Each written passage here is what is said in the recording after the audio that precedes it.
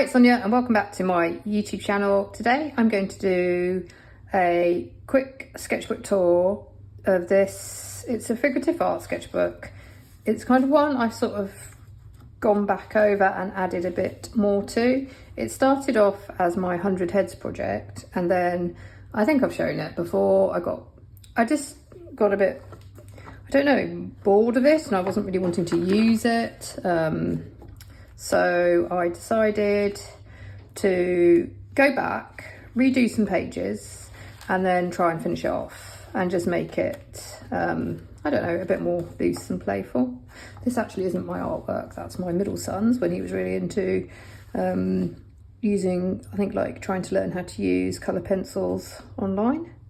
This one, so under here, I think I started out and I think I used Draw Brighton references, but I just didn't feel so I decided to go over and use it. I went over with some paint, and this one is like a self-portrait, but just going a bit more experimental because it was almost like I was wanting to cover up the underneath drawings, and using like a combination of, I've got some acrylic paint there which I kind of like, and oil pastels, and I probably could go even more over that, but it's a sketchbook, so for me sketchbooks are meant to be experimental, like working out. So I do try, and they're not meant to be finished in some ways. So yeah, then you can see underneath there's loads of pencil sketches. It was all good practice. I think if one is into observational drawing and realistic drawing, you have to practice, and I still enjoy that type of drawing. It's just, I don't know, I kind of like adding my own. Sometimes it feels like I can add my own spin by like doing this, covering it up, doing a self-portrait, and I liked how this one turned out because I think this got me into using again the brush pen. In the past I've just used pencils and brush pen and then added gouache. That's sort of a technique that I really like, and this one, I guess because I had this acrylic background pushed to me, this green, I think I just like the colour combinations, and then just adding little bits of collage. These are some really old sketches of my kids from a sketchbook that I sort of tore up and destroyed because it was full, but it just wasn't very satisfyingly full. I just felt like I could reuse it, and sort of, you know, some of us may have limited space on our shelves and not want to keep everything. Yeah, and just to say, I think I've talked about these sketchbooks before. I don't know what brand they were. They were just a cheap, it's quite good. It feels like quite thick paper. I'm sure it's probably not archival, but it's like good drawing paper, and they were like $5 or something on Amazon. I've got no idea, this was years ago. This is another page that I've covered up because I think under here were Greek and Roman sculpture drawings from the British Museum, and I've covered it up and then gone on top with another study from a self-portrait book I've got. And I guess, yeah, I just like layers of, I just think it's more interesting because you've got the layers. Do I feel connected to that person's face? No, but it's just more, I don't know, if you're bored of your sketchbook, some people will be like, persist, carry on. But yeah, I don't mind giving up and restarting, or just going down some different paths. And I like this spread because this is, maybe it's a bit, let me lift it up. So under here you can see this sort of old, are they Renaissance? I don't know, people from probably, I'm assuming I got that off a museum site or some old books. And then I've gone on top with Prismacolor pencil, Neo Colour. And then this is it doesn't look like me, but I like the simplicity of the brush pen, and yet there's these kind of a bit more detailed pencil drawings coming through. So yeah, you can see there's some portraits here, more faces. And then that's like, it doesn't look like my kid at all, it's terrible, but it's just a way of experimenting for me in the future. Like, figurative art is more interesting to me when there's sort of like added abstract or odd colour choices. Yeah, this, again, I've gone a bit crazy with colours here, but that works for me. So, some pages I've actually left. I had intended on covering everything up, but there are some of these sketches I ended up doing, as you do, to cover up some of the heads. I went really dark, the ones I didn't like. But this couple here, there's some heads that I actually do still quite like, and I liked how the blotting effect, it's transparent, it's added, I don't know, I was like, I'm going to keep that, I'm not going to go on top because I almost like the abstract blotting effect. And these ones actually, I don't know, because I did it in Posca pen and the colour choices are completely, well, you know, like unrealistic. I like, it sort of made these people, I think had I just done them as they were, it's not as boring to me, basically. You get the drift. Like, for me, oh, it's so bad. Does it mean I'm overstimulated? I don't know. Boredom is good. I think it's good to be bored. We all know that now. It's very creative. But I don't want to be visually, these are my sketchbooks, they have to make sense to me. And this was my way. And there was something also quite nice about destroying your own work in a way. Like, I've spent a lot of time on these, quite a lot of time really doing some of these pieces, and yet spreading the ink on was quite satisfying and obliterating these sort of, you know, like, I don't know, there was something a little bit, if you want to get, I don't want to analyse it too much, but yeah, the whole covering up. This one I thought I was going to come back to and do. So under here are some heads, and I've just found the photos on my phone of one of the kids. It looks a little bit like him. I know which one it is. I kind of like the layering effect, the pencil. This pencil, if you wanted me to tell you what the materials are, it's kind of like, I think, and I can't tell you what it is because I can't remember myself. I have a feeling it's Japanese watercolour on top of this background, which was acrylic, and then I did the pencil drawings. But I feel like I'm just going to keep that actually, because it's good to learn what sort of layers I can achieve with mixed media. Here, one of the kids, but underneath you've got these sort of faces coming through. These faces I really, like, I don't know if they were off Pinterest, I don't know where I got them from, but I really like them because I feel like I don't know why, it just really worked for me. It's the colours, the way they're sort of coming through, slightly they're not, I'm never really interested in, I've talked about this before, even when I did a portrait workshop, I was like, oh, I just don't love doing portraits with that wide smiley picture, because that, to me, that's a family photo, and I don't love drawing teeth either. I don't know why. I like if I'm going to do a portrait, I want sort of a moody, sort of severe stance. I do feel like maybe I should vary that and push myself.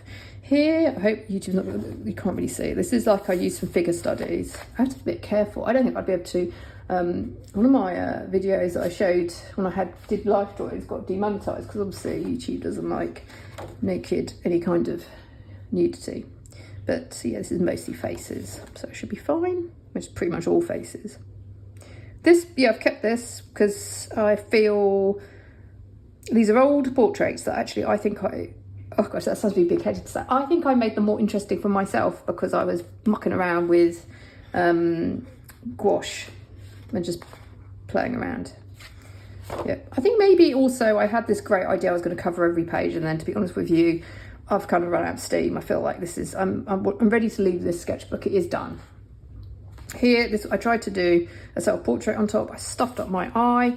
It's really funny. I've noticed in a lot of my eye drawings, every time I draw myself, I end up like not liking an eye and I end up scrolling through it. And the funny thing is I'm sure I've said before, but I have a like lazy eye or amblyopia, which is cosmetically in some ways corrected. So I only see out of one eye at a time. So I have 2D vision, but it does make, I wonder if sometimes I'm saying something like, I always get one eye wrong. And it's not necessarily because it's, when I'm tired, you can see it. I should probably draw an authentic one where I like my eyes going in. This is just with oil pastel. It's my son again. They're both wrong. I can see they're both wrong, but it's interesting to me to look at these techniques for future sketchbooks. Okay, these are these way up because this is upside down drawing, which is a great exercise I like to do. So, so I drew these upside down, and let's see how. So that was from a self-portrait doesn't look anything like me, but yeah, it was just a fun. I think if you're stuck for what to do, draw something upside down. I guess it helps you look at negative spaces more, because you can't really see, you know, if you're, especially with faces, it's a good exercise. These are just tissue. So here, this is when the 100 heads had stopped, so I was just left with blank paper, and that was because I did for a non-profit a portrait drawing class, and I was just trying to make a little video, a preparation video on how to approach it, or my way of approaching it. Doesn't look at all like me, but I think I've been rather kind to myself, but I do like the colours, and that's got an atmosphere. Like, I could imagine that, sorry, I keep looking backwards and forwards and covering it with my hand. You know what, I could imagine that would be a good sort of way of doing it for like a 1920s or sort of a period, if you were trying to illustrate for a book cover or something. It might be quite a fun atmosphere. This one I wanted to keep because it was on drawing paper, and which had acrylic, and then I went on top and I drew, that's my youngest sleeping in bed, and I think that might be another sun. That's meant to be the sun there. I can read this picture. I cut it up because I think I don't need to keep the whole, it was on a big sheet of paper. This is the segment I really liked. And I think I had it on the wall for a bit, in the kitchen wall, but then I've taken it down. Little snippets of this old sketchbook that I cut up. I just thought, well, let's rehouse it here. And again, these little, I used to do a lot of portrait studies. I was really into portraiture for a bit and getting better at it. But some I just got rid of. Some I kind of like. I like my technique, so I've kept those. Like watercolour, I was just thinking about this because I did the Japanese water. I'm not sure I'd use, I love Japanese watercolours now for abstract, loose work. But if I were to do portraiture, I'd probably still go back to my traditional set of Western watercolours, because of then I do mix, I need to mix. I just wanted to go on top of this. Was a book from a cutout from a book, and I've just gone on top with a very, I love brush pens. Trying to keep things simple. This was prepared paper. Experimenting with like making my own pigment. So this is I think I've shown this before, this is the eyeshadow with clear gesso. And I love it. It's made a really textured background. So yeah, these portraits of my kids have worked out, and I kind of made them look a bit like the devil. But I kind of love this. Yeah, it doesn't really look like, they aren't particularly accurate maybe from the photos, but I feel I've been able to draw in a way, in the colours, something's sticking out to me, an atmosphere. Sketching from photos and trying to, I suddenly realised I'd started off this side with this orangey red that I couldn't find again, but I wanted to sort of keep, I mean, I'm leaving that blank. Should I, you know what, I might come back in and stick a bit of collage there, just something cool. If I've got any other little bits of little drawings I want to file, use up the space. Hands. With my daily art project, I did start off, it's term time. I will be coming up for a break actually, Thanksgiving. But I did start off with themes for myself. It was meant to be, maybe I was a bit ambitious with it. I was wanting it to be also maybe learning. I'd be like, the kids were going back to school and I'd be studying every week something, like, to give myself. But then I'm now free and easy. But this was when I did make it drawing or figurative art. And I was like, let's go back to basics, let's go back to hands. And I really like this hand here. I think I shared this. There's a video here on it, or maybe it was on Patreon. I did the whole process. I think I actually did it while talking as well. Sometimes though, when I'm talking as I do stuff, it just doesn't work out quite as well. But some hands are completely not great. Oh, and this is, but if anyone's interested, I've just covered up with, I think this is like, what is this, tracing paper or some sort of baking parchment, and then this way I can like draw and then stick a drawing on top of another drawing, but it comes through. Okay, this was upside down drawing, so when I did it upside down it made sense to me. When I put it back round, I'm like, whoa, his head is compressed. really brought out his sort of nose there. But this was, I just really wanted to go crazy with colour again. Okay, now this underneath, I think, to be fair, on Substack, I put somewhere, I have shown under here are observational ink sketches from an art book. And I tried to like go very quickly. Did I use just a brush? I think I was just painting with a brush. And I did them fairly quickly. And then I took the book away, and then I've used other medium and other stuff just to enliven the portraits. So just to make them my own sort of characters in some ways. Some still, I think, you know, I probably should have written what the original reference was, but yeah, but it's quite a fun exercise. Some people may say, like, I think some, as I say, it might be on Substack notes, but that the original ink drawings were great, and why on earth was I coming back to like go crazy on top of them? But you know, you've got to do your own, when you're making your own art, when you're doing your own art projects, they're for you, aren't they? And they're to push you. Yeah. What one could do, if I did this again, maybe I'd do them observational, and then do another page where I do them again, so I can see my original work, perhaps. But as I say, I don't love keeping things that I don't feel, I don't know, I just get, I have no problem with destroying certain works. I don't love that. I feel like I look like some Victorian maid, but basically, I guess it was me trying to use a more muted blue somber palette. And then on this side, I did a drawing under here that I absolutely hated. So I came over with this nice acrylic wash colour, added a bit of collage, and then I drew after an image from this book, Paris in Japan, that I'd got at the library sale. And I used, I think this looks like, what is this? Pentel, something that I'm quite loose in. Again, there may be a process on Patreon. I did do some process. This is now, I've just stuck in old artwork from older sketchbooks. Yeah, this is, I'm really keen on, in the future, experimenting with how do I bring in, you know, it's my drawing, but then it's not. That whole disrupted, there's a book, isn't there, Disrupted Realism, where a lot of figurative modern painters are really playing about with the figure, and you know, not just, because these days I guess that's the whole point, compared to portraiture hundreds of years ago when there wasn't cameras, and that was the way of, now we have cameras, like what do we want to do with our painting? I guess that's what we're continually trying to think about. Link sketch, and then this went, I don't know what's underneath here.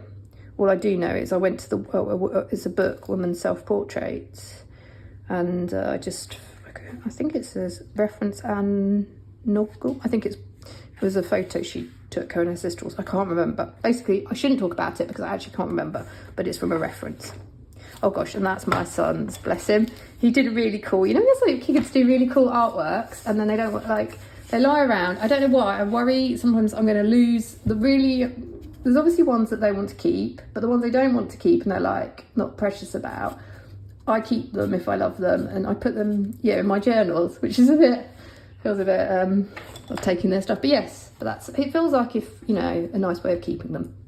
Anyway, that was it. I hope maybe this was of some inspiration, and yeah, hope you're making your own art, and I will see you in the next video. Bye.